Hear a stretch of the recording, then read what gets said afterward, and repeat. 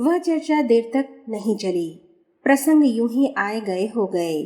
उस वर्ष वसंत पंचमी के दिन आचार्य श्री ने अपने संदेश में कहा कि उनके सार्वजनिक जीवन के 5 वर्ष और बचे हैं। इन 5 वर्षों में नए युग की आधार भूमि तैयार हो जानी है। प्रस्तुत वर्ष के लिए उन्होंने 10 कार्यक्रम दिए थे, 5 रचनात्मक और 5 प्रशिक्षणात्मक। रचनात्मक कार्यक्रमों में पहला शक्ति पुरस्चरण अनुष्ठान जारी रखने के लिए था। भारत पाक युद्ध छिड़ने के बाद से ही गायत्री परिवार के साधक नियमित उपासना के साथ पुरस्चरण साधना कर रहे थे। शांति बीज के साथ हो रहे 24 करोड़ गायत्री महामंत्र के जप का प्रत्यक्ष प्रभाव इस रूप में दिखाई दिया था कि साधकों में सामूहिकता के साथ देश में आत्मविश्वास की भावना का भी उदय हुआ था। शरद पूर्णिमा से आरंभ हुए अनुष्ठान की पूर्णाहुति भी शरद पूर्णिमा को होनी थी। युद्ध समाप्त हो गया था। दोनों देशों में समझौता भी हो गया था। आचार्य श्री का कहना था कि संक्रमण का समय अभी चल रहा है, अनुष्ठान पूरा किया जाना चाहिए। उपासना कुछ समय तक ही की जा सकती है, घंटा, आधा घंटा या बहुत हुआ तो 2-2.5 घंटे, लेकिन साधना प्रतिपल की जानी चाहिए। अंतः क्षेत्र में सतत जागरूकता बनी रहे, इसके लिए प्रातः सायं आत्मनिरीक्षण करना था। सुबह उठकर दिनचर्या का निर्धारण और रात को सोते समय दिन भर किए गए कामों, आचरण और व्यवहार की समीक्षा। समाज को संस्कारित करने के लिए 1 घंटा समय और 1 आना प्रतिदिन लगाने का कार्यक्रम भी इन्हीं दोनों तत्परता से अपना लेने का परामर्श दिया था। दिन भर की समीक्षा के लिए सुबह शाम आत्मचिंतन और वर्ष भर की आत्मिक प्रगति का लेखा जोखा लेने के लिए जन्मदिन मनाने का प्रचलित विधान नाच गाने और पार्टी भोज तक सीमित है। आचार्य श्री ने इसे संस्कार की तरह मनाने की व्यवस्था दी थी। सभी उपासकों को अपना जन्मदिन मनाने के लिए कहा गया। 5वां कार्यक्रम अपने संपर्क और प्रभाव क्षेत्र में आने वाले लोगों को नए युग का संदेश देने के संबंध में था।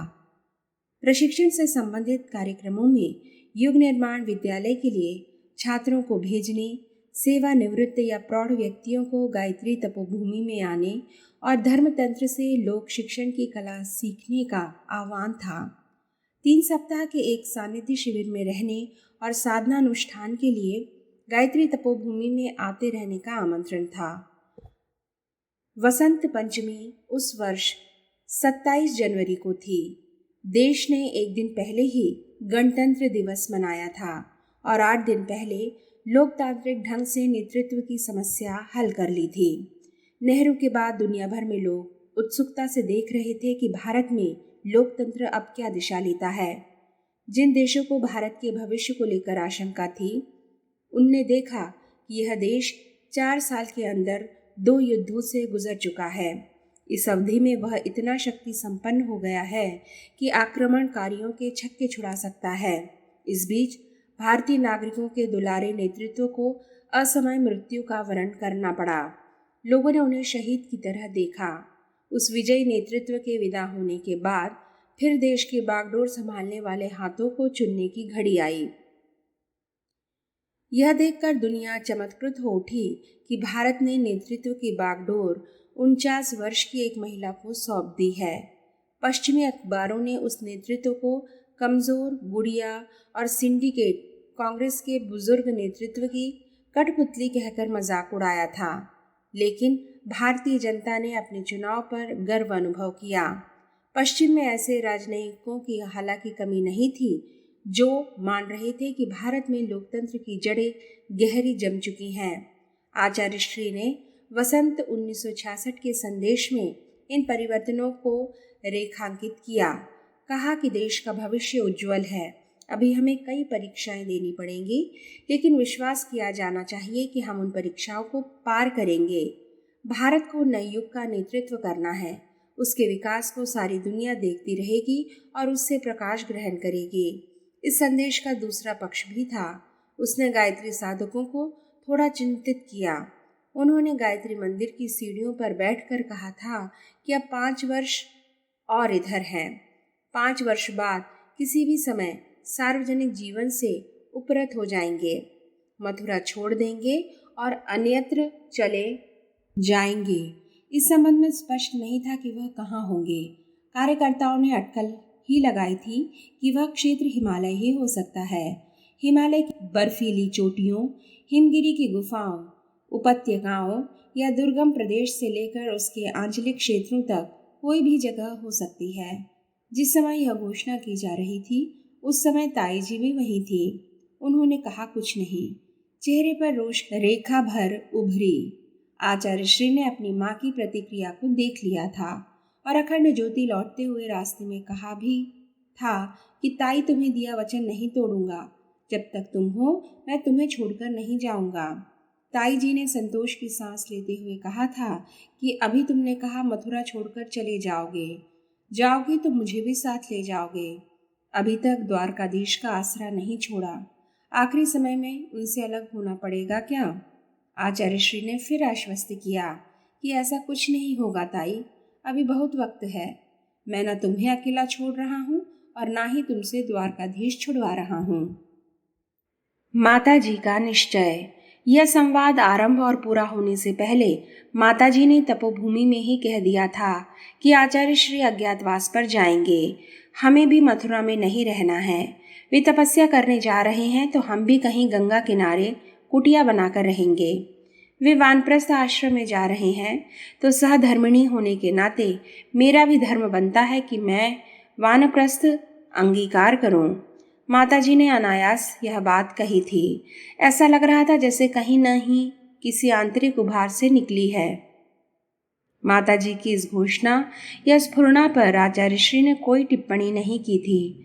उनके मौन को माताजी ने सहमति स्वीकृति के रूप में लिया था।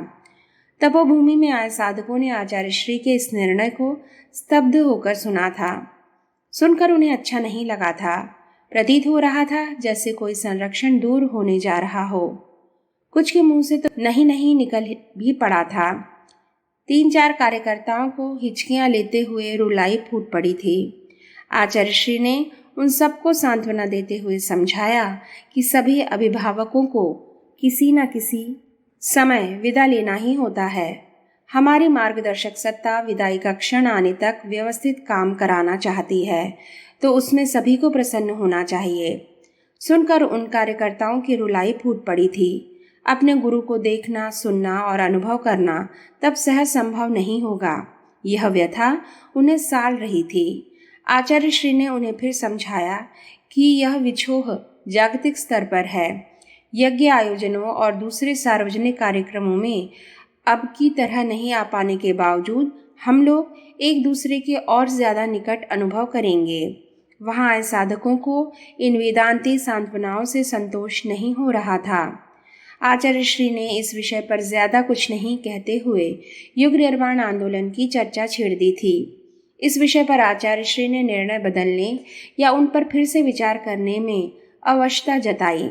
ऐसी अवश्यता जिसमें यह ध्वनित हो रहा था कि निर्णय उनका अपना नहीं है, उनकी मार्गदर्शक सत्ता का है। कुछ साधकों से उन्होंने स्पष्ट कहा भी कि तुम लोगों के लिए यदि कोई व्यवस्था दूं तो उसे मानोगे या अपने स्वजन संबंधियों का मन रखने के लिए उसमें किसी तरह का संशोधन करोगे। साधकों का उत्तर नकार में ही था। आशय यही था कि गुरु की आज्ञा का उल्लंघन नहीं करेंगे। इस उत्तर के बाद साधकों को स्पष्टीकरण की आवश्यकता नहीं रह गई थी। आचार्य श्री ने उस उत्तर को आगे बढ़ाते हुए कहा, मुझे अपने पास रखने की मोह माया छोड़ सकते हो तो उचित यह होगा कि युग साधकों का एक एक बिरवा अपने घर में लगाओ। परिवार के एक सदस्य को महाकाल के काम में नियुक्त करो। किशोरों के लिए उनका जोर था। पिछले 2 वर्ष से बन रही रूपरेखा के अनुसार 4 वर्षीय पाठ्यक्रम वाला युग निर्माण विद्यालय शुरू होना था। इसके लिए साधकों ने उत्साह दिखाया था। उस उत्साह का निर्वाह किया जाता तो ज्यादा युवकों को अवसर नहीं मिल पाता। आचार्य श्री ने क्षेत्र के वरिष्ठ कार्यकर्ताओं को बुलाया और संख्या के साथ स्थिति का तालमेल बिठाने के लिए 3 दिन तक विचार मंथन किया। उस मंथन का सार यह निकला कि किशोरों की प्रतिभा को अंकुरित होने दिया जाए। पल्लवित पुष्पित करने का दायित्व वह स्वयं उठाएं। इस निर्धारण के बाद युग निर्माण विद्यालय का पाठ्यक्रम 1 वर्ष निश्चित हो गया। 5 वर्ष बाद आचार्य श्री के चले जाने की बात कानों कान फैल गई। साधकों का मन इस प्रयाण को स्वीकार नहीं कर पा रहा था। अपनी भावनाएं व्यक्त करते, तर्क देते हुए पत्थरों का तांता लग गया था। तपोभूमि आने वाले साधकों की संख्या भी बढ़ गई थी।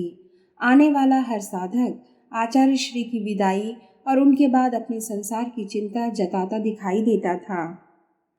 आने वाले हर साधक को समझना और समझाना एक कठिन कार्य था।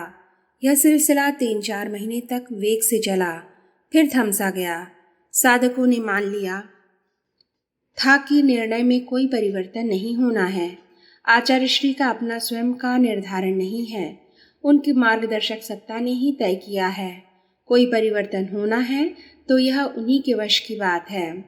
संन्यास की सार्थकता। प्रयाग में कुंभ पर्व संपन्न हो चुका था। उस मेले में भारतीय अनुयायियों को संगठित करने की एक पहल हुई थी।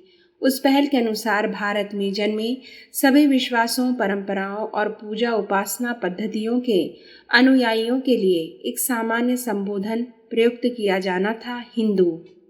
यह संबोधन पहले भी प्रचलित था, लेकिन पिछली कुछ शताब्दियों से जैन, बौद्ध, सिख आदि अपने लिए अहिंदू या अल्पसंख्यक जैसे शब्द इस्तेमाल करने लगे थे।